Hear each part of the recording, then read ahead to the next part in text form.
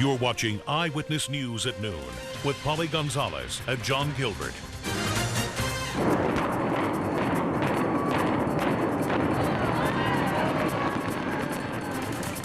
Remember it like it was just yesterday, almost 28 months after the old Aladdin came tumbling down in an implosion. The new Aladdin has arisen from its dust.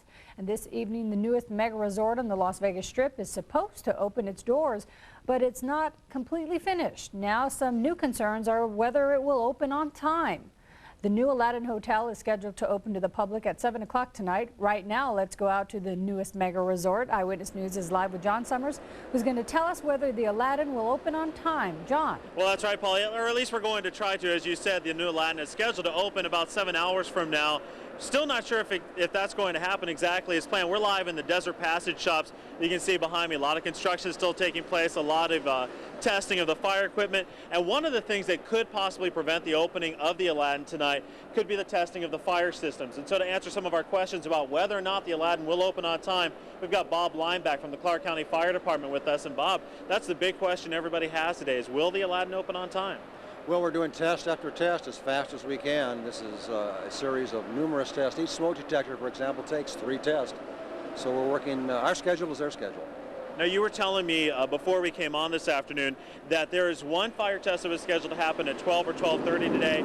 That has been pushed off until about 6 o'clock tonight. Well, we have a number of tests that have been scheduled and rescheduled because of the consequences. Looks like that storm warning was right, huh? Yeah, we should explain, Polly, the sound that you're hearing in the background is a simulated thunderstorm that they have here in the Desert Passage shops. It's one of the really neat things, the neat thematic attractions that they have at Aladdin at the Desert Passage shops. The developers of this attraction say that this will be unlike anything you've ever seen.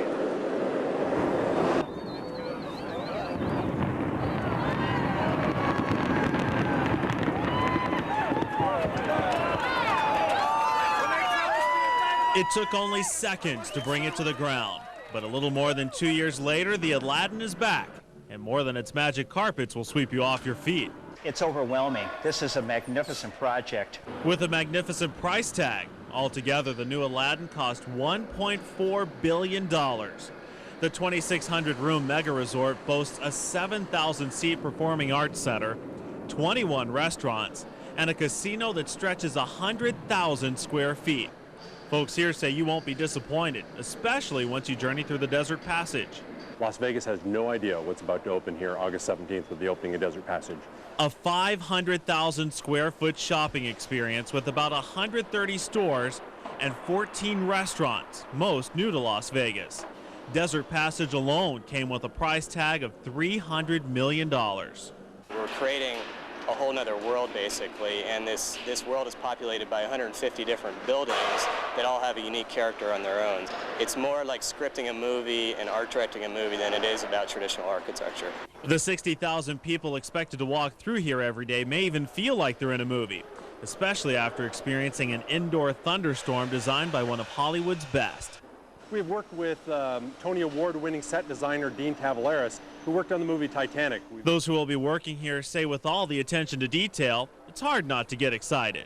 I think people are going to be saying wow when they come here, and that'll be neat to be a part of that. And again, we're standing in front of the area where this thunderstorm was taking place, and of course now in the background you can hear that they're testing the fire system or the fire alarm system here as well. So a lot of things still going on, a lot of questions people have regarding will the Aladdin open on time. We do understand Desert Passage will open on time at 7 o'clock tonight. There are some events taking place leading up to that. At 6:45 there will be a camel parade in front of the Aladdin Hotel with a special celebrity guest that's a surprise. At 7 o'clock both the Aladdin and the Desert Passage shops are scheduled to open. And at 10:30, we're told that there's a fireworks spectacular that's scheduled to happen. We have gotten some reports that that may be canceled, although that is tentative. I asked Bob Lineback about that a little bit earlier. He said he's just not sure. He said obviously if the testing's not done on that building, then they may very well not be able to do the fireworks. That part is, again, Polly, still up in the air. That's the very latest from the Aladdin. I'm Jon Summers, Eyewitness News live. A lot still up in the air, John, but it's funny how all of this seems to come together. All right. Thanks for your report. Well, many can't wait for the excitement of a new strip resort, but some people are ready to protest the new Aladdin. Union members want the Aladdin to know they're not happy about its decision to open as a non-union shop. They plan on vocalizing that message during the grand opening tonight. We'll have over 1,000 folks out there picketing. We'll have, our members are taking this very seriously. We're really outraged that the Aladdin has decided to attack the standard of living that we've built here in this town. The Aladdin hasn't come out and said it will not allow a union, but organizers here say the company has indicated its intentions in other ways. That includes a phrase in the company handbook which states all of the company's policies are subject to change. Union controversy is not unusual. The same happened last year with the opening of the Venetian. Traffic around the Aladdin is expected to get heavy this evening. At 1 this afternoon, the right 2 lanes on northbound Las Vegas Boulevard will be closed between Harmon and Bellagio Drive. They will remain closed until 10 tonight. If you plan on attending the festivities, here is a map to show you the best way to get there. Motorists should avoid the Strip and enter the hotel by coming in from the west on Harmon, then enter the parking garage on Audrey. Channel 8 will continue our live grand opening coverage of the Aladdin and Desert Passage with a special edition of Eyewitness News from 5 to 6. Then at 6:30, turn to Las Vegas 1 for live coverage for the Aladdin's Camel Parade. That should be neat. The live coverage continues at 9 p.m. on Las Vegas 1. Then at 11, turn back to Channel 8 for a complete wrap-up of the day's grand opening celebration. Well, let's head over and talk with Mark Pfister about the weather we can expect today. Right, Mark? Well, it looks like things are starting to bubble up tonight, actually this afternoon, and showers are likely, or at least possible, around the valley today. Anytime you get that much moisture and you throw a little bit of heat on top of it, then you're looking at a chance some showers and thunderstorms developing, just like we saw yesterday. Take a look outside. You can see the clouds beginning to develop again today, and it looks like they will continue. You think it's humid outside? Yeah, you're right. Take a look at the neighborhood weather stations. 102 at this hour at Lincoln Elementary School. Winds out of the southeast at 22% humidity. 98 at West Charleston, 100 at East Cary. But look at these humidity readings. 30% up at North Buffalo, 28% in downtown Henderson. We're looking at 103 now at Primm, 108 at Laughlin, 100 up in Overton. But once again, look at the humidity. Close to 40% now at Lake Mead, 24 at Laughlin, 27 up at Mesquite, and 27 up on the mountain. What's in store for the rest of the day? What's in store for the weekend? And the week ahead, we'll tell you coming up in just a couple of minutes. Thanks, Mark. We now know the name of the 17-year-old accused of sexually assaulting 6 women inside their Valley homes. Justin Porter is charged as an adult in 29 felonies. Police say he's also being investigated in the June 10th shooting death of a 31-year-old former monk. He's currently awaiting extradition from Chicago. Porter is being charged as an adult because he was previously convicted of a felony in Illinois. Nevadans won't have to wait to have their Firestone tires replaced. Bridgestone Firestone originally placed Nevada in the second tier of states whose residents would receive replacement tires, but now the company has abandoned that system and they're letting everyone affected by the recall get their tires fixed immediately. This comes just a few days after Attorney General Frankie Sudell Papa issued a stern letter to Bridgestone Firestone demanding that Nevada be placed in the top priority because of our hot temperatures. Well, the big day is here for Vice President Al Gore as he takes the spotlight at tonight's final session of the Democratic National Convention. What will he say? Find out straight ahead. Plus, a new TV campaign lands one presidential hopeful in hot water with one credit card company. Now he may end up paying a big price. And a little later, an update on the efforts to rescue the crew of a sunken Russian submarine. Number 1 in Southern Nevada. You're watching Channel 8's Eyewitness News at noon.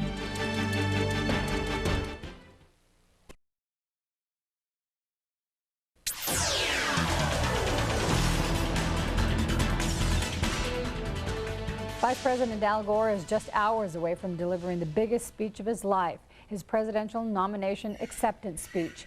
He'll accept the nomination by promising to deliver prosperity, progress, and positive change if he wins the White House. Terry Akita has the latest from Los Angeles. The convention center is primed for its main guest tonight. As he takes the spotlight, Gore will detail why his way is the best way to lead the nation. Traveling to LA on Air Force 2, Gore spoke about the hours of writing, editing, and tweaking. I've gotten advice from lots of different people. But this is a speech that I have written, and I will deserve the credit or the blame. Last night, Gore's running mate, Joseph Lieberman, wowed the delegates with a speech that was both humorous and personal. He hammered home his party's message of expanded health care coverage, environmental protection, and campaign finance reform. He also squeezed in a swipe at his Republican rivals. We may be near Hollywood tonight, but not since Tom Hanks won an Oscar has there been that much acting in Philadelphia.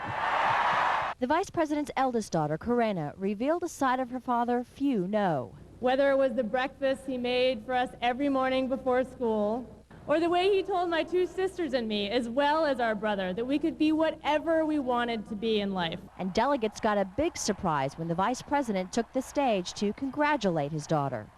Tonight, expect family, friends, and Gore himself to carve out more of the candidate's personality. Also, protesters promised to turn out for the last day of the convention.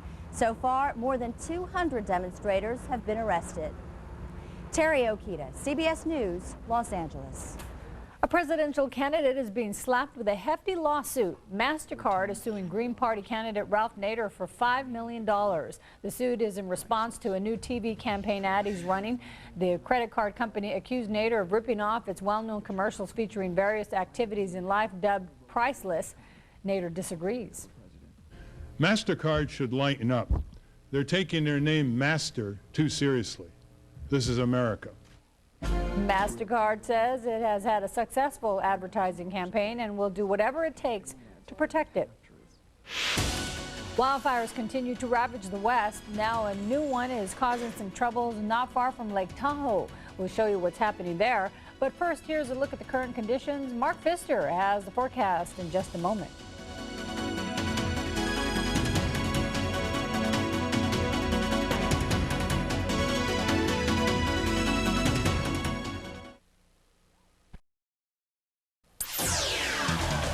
You're watching Channel 8's Eyewitness News, live at noon.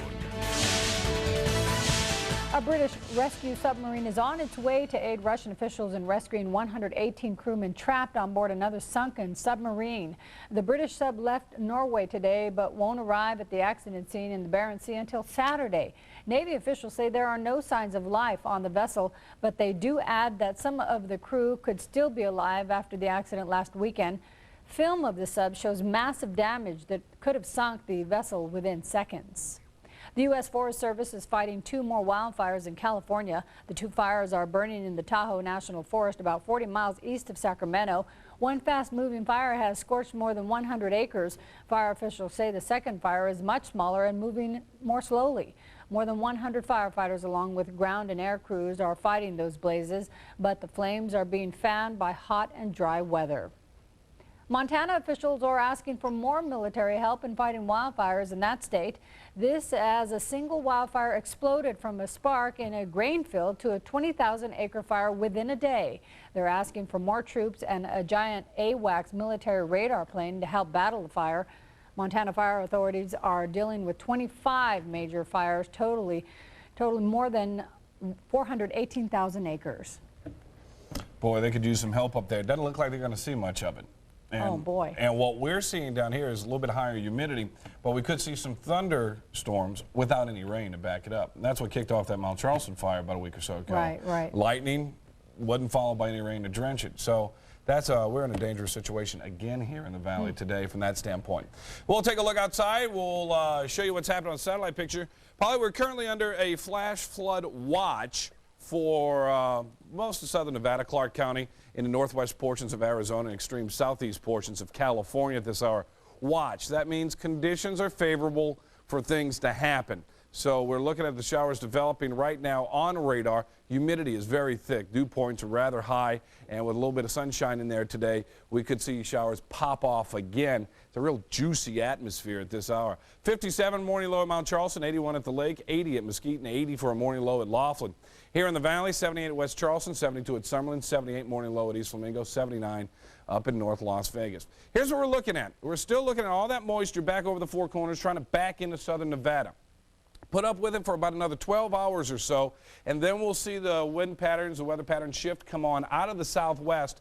That will dry us down. See this little dip right here? This is going to usher in some cooler temperatures for the weekend. We talk cooler, we talk maybe 100 to 103 for high temperatures over the next couple of days. All right, you can see some of the moisture here. Most of it moving toward the east-southeast. Remember, yesterday it was moving right on up, but there is a batch of some strong moisture back well north of us here, and we just got to keep our eyes open. We could see some showers pop up again today, especially in some of the upper elevations like you see right back here in the Mount Charleston area. All right, a wider view kind of gives you a better picture. Look as the sun comes up, nothing in the morning, and then boom, pow, the showers start to pop off, and that's what we could see happen again today. So not another day to wash your cars. 75 now at Cedar City, 72 at up in Denver. We're looking at 81 at the Canyon and 82 in Los Angeles. Later on today, we'll top out at about 107 in Phoenix, 92 in Salt Lake, 75 in Denver, and 92 in Elko.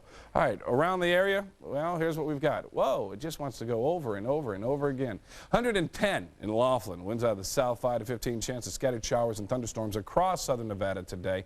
108 up the river at Lake Mead, 109 for a high today at Overton. Here in the valley, partly cloudy skies, a chance of an isolated scattered shower or thunderstorm. 103 for a high temperature, 82 up on Mount Charleston. Some of those showers could be rather heavy at times up on the mountain.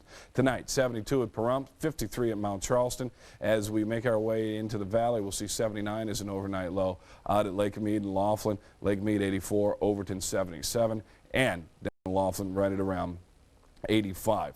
Once again, these showers should come to an end later on this evening, early evening hours, and then for the big celebration at the Aladdin tonight, if everything goes as planned and they get it all off, it should be fine. 103, much drier tomorrow, and look at Saturday and Sunday. 100 on Saturday, 103 on Sunday, and we stay in the 101, 102 range with partly cloudy skies through the weekend into the beginning of next week. Kevin Janison will update your weather tonight on Eyewitness News beginning at 4, 5, then 6, and 11. Polly? Thanks, Mark. Clearing the air. Do those air cleaners really work to keep the air you breathe clean? Some answers next at noon. Also ahead, a tapestry carpet unlike any other in the world.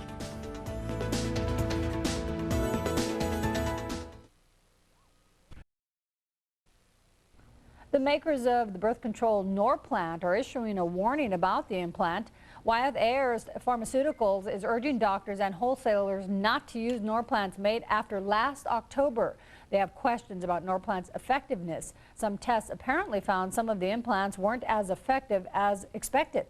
The company is also urging women who use Norplant to use other means of birth control until the issue is cleared up.